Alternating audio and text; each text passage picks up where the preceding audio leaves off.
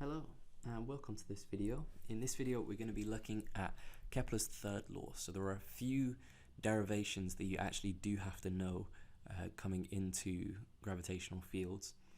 The first of these is Kepler's third law. You will also do the escape velocity and the orbital velocity in a separate video.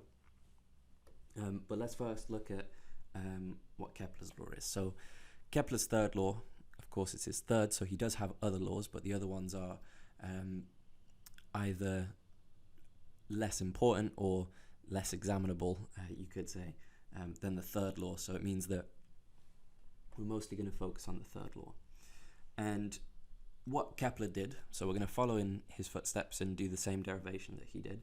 He said that if I have any object, so this is a planet, for example, and if I have any object, let's say it's a satellite here, and it's orbiting this object, it's going to travel in somewhat of a circular motion. Now we know in reality orbits will be more of an elliptical shape than a perfect circle, but the maths is straightforward to do it for an ellipse, since it's just a circle with some eccentricity, so you end up with the same final result, but it's just a little bit different.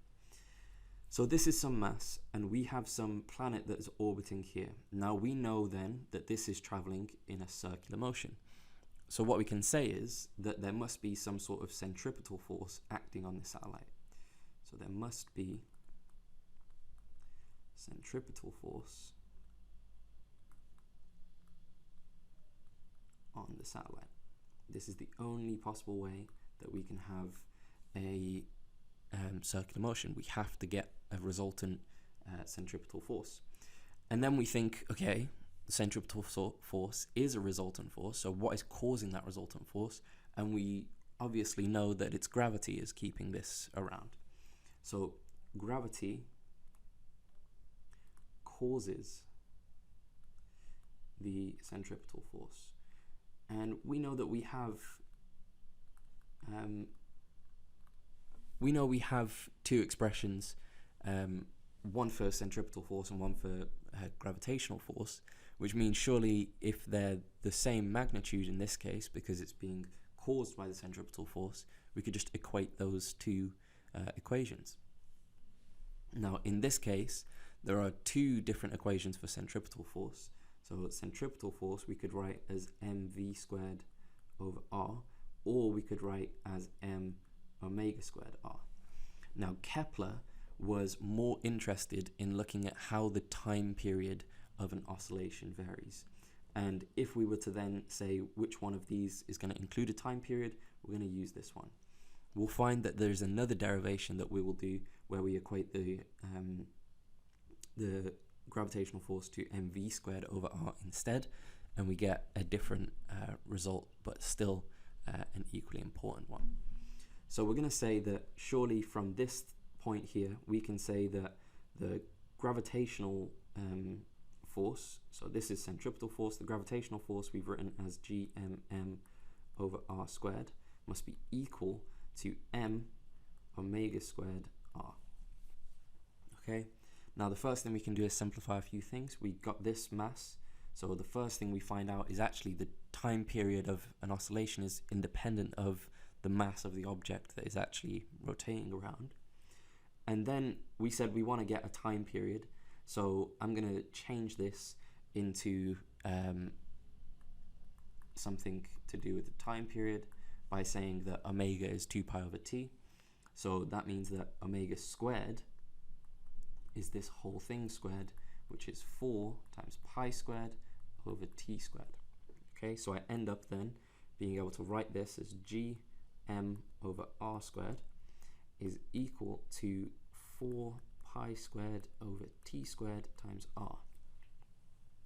Now I'm going to multiply this r squared up to here so I can get all the r's on the same side, and then I'm going to multiply the t squared up to here.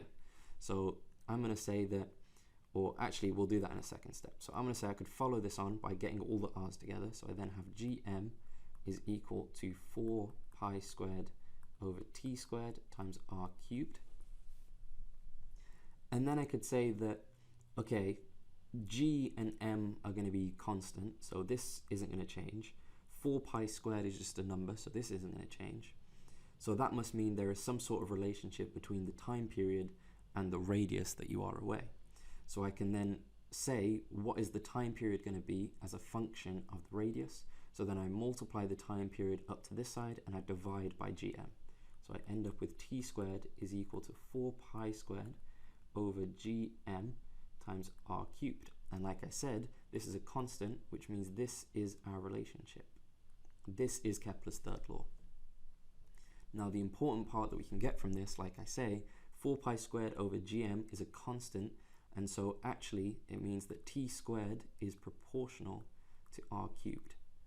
Okay, which means it doesn't really matter what mass you have orbiting a planet, as long as the radius away from that is the same, the time period will be the same. So this means the time period depends on the radius.